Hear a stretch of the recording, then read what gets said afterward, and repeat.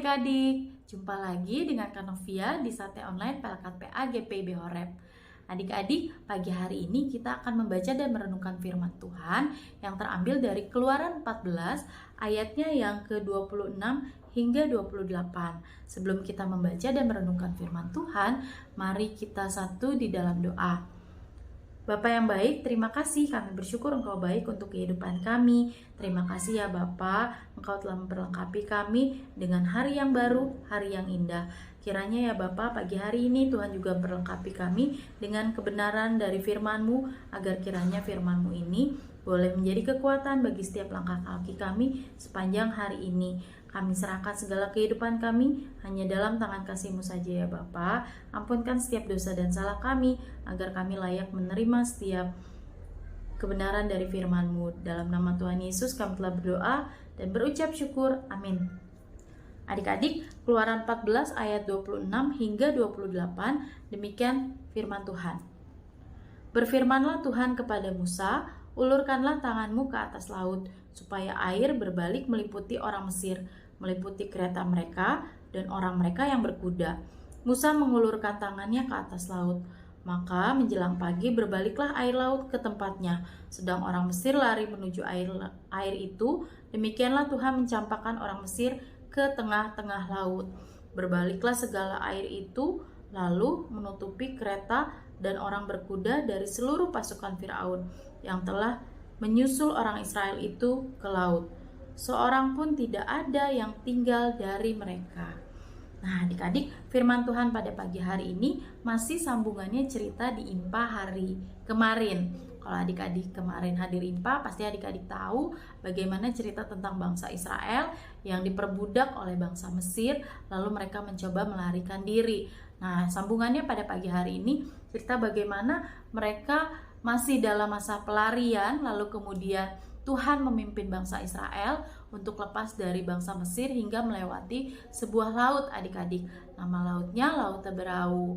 Nah, lalu kemudian adik-adik, Kak Novi perlu jelasin, bangsa Mesir itu bangsa yang punya pasukannya banyak dari segi jumlah, lalu kemudian mereka semua gagah dan perkasa, mereka juga bahkan punya kereta dan peralatan perang yang cukup lengkap.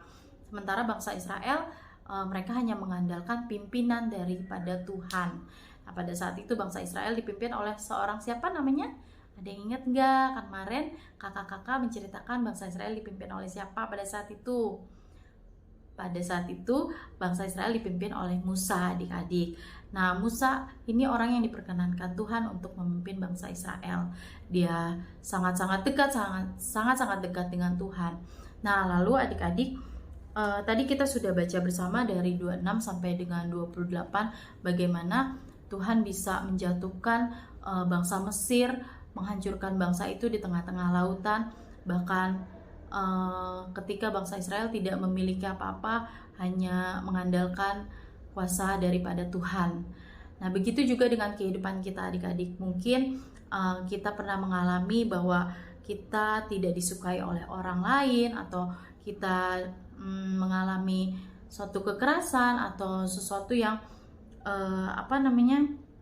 tidak mengenakan dalam kehidupan kita, atau mungkin kita pernah dijahatin orang. Yang mau firman Tuhan ajarkan pada pagi hari ini adalah bagaimana kita tuh gak perlu melawan, adik-adik.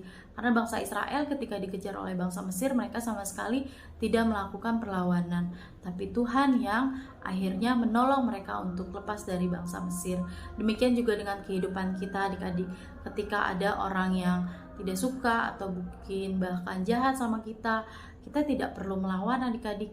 Yang perlu kita lakukan adalah kita mau melipat tangan, menutup mata, berdoa agar kiranya Tuhan memberikan pimpinan dan kekuatan untuk kita bisa melewati masa-masa sulit itu. Mungkin rasanya sedih, rasanya sakit, bahkan mungkin rasanya aku nggak pengen ada di lingkungan itu, mungkin adik-adik. Tapi percaya deh, ketika kita tetap mengandalkan Tuhan, Tuhan adil kok gitu. Bahkan lebih bagus lagi ketika kita mau berdoa untuk orang yang menyakiti kita, itu berdoanya tapi doa yang baik, adik-adik. Jangan berdoa supaya Tuhan yang membalas, nggak juga. Karena kita ketahui bahwa kekristenan itu adalah kekristenan yang penuh kasih, yang kita mau belajar mengasihi semua orang tanpa terkecuali. Jadi ketika kita mau berdoa untuk orang yang menyakiti kita pun, kita berdoa biar Tuhan ambil alih rasa sakit yang kita rasakan. Tuhan ambil alih semua pergumulan yang kita alami, agar kita memperoleh kekuatan dan juga Tuhan tetap memberkati orang yang sudah menyakiti kita. Nah, begitu ya adik-adik. Jadi firman Tuhan pada pagi hari ini mengingatkan kita untuk tidak perlu melawan. Mungkin adik-adik pernah dimarahin mama atau papa atau kakak atau oma opa di rumah. Nah, apa yang perlu adik-adik lakukan? Apakah adik-adik boleh melawan? Tentu tidak. Mungkin rasanya sakit, mungkin rasanya nggak enak. Tapi suatu saat adik-adik juga akan mengerti bahwa apa yang orang tua kita lakukan itu yang terbaik untuk kita. Mereka mau kita belajar hal-hal baik lebih banyak lagi. Mungkin juga seperti itu ya adik-adik. Lalu Kak Novia mau mengingatkan, selain kita tidak melawan, kita juga mau berdoa hal yang baik boleh terjadi untuk orang yang menyakiti kita. Begitu firman Tuhan telah mengingatkan kita pada pagi hari ini. Nah adik-adik, saat teduhnya selesai, kita mau tutup dalam doa. Mari kita satu di dalam doa. Bapa, kami bersyukur Engkau baik, terima kasih atas firman-Mu. Kiranya Tuhan firman-Mu yang telah kami dengar bersama untuk kami tidak melawan Tuhan kepada orang yang mungkin membuat kami sedih, membuat kami sakit, atau membuat trauma pada diri kami. Tuhan, kami mau belajar mengampuni, kami mau belajar tidak melawan, bahkan kami juga mau belajar tetap mengasihi semua orang yang ada di sekeliling kami, karena kami yakin dan percaya segala sesuatu Tuhan telah aturkan dan semuanya mendatangkan kebaikan. Diberkati kami sepanjang hari ini. Kami juga mau berdoa untuk semua orang yang ada di sekeliling kami. Tuhan berkati, Tuhan sertai, Tuhan pimpin setiap langkahnya. Terima kasih ya Bapak, kami serahkan seluruh kehidupan kami hanya dalam tangan pengasihan-Mu saja. Di dalam nama Tuhan Yesus kami telah berdoa dan mengucap syukur. Amin. Adik-adik, demikian saat teduh online pada pagi hari ini. Terima kasih adik-adik sudah setia di Sate Online pada pagi ini. Terima kasih ya, Tuhan Yesus memberkati. Dadah.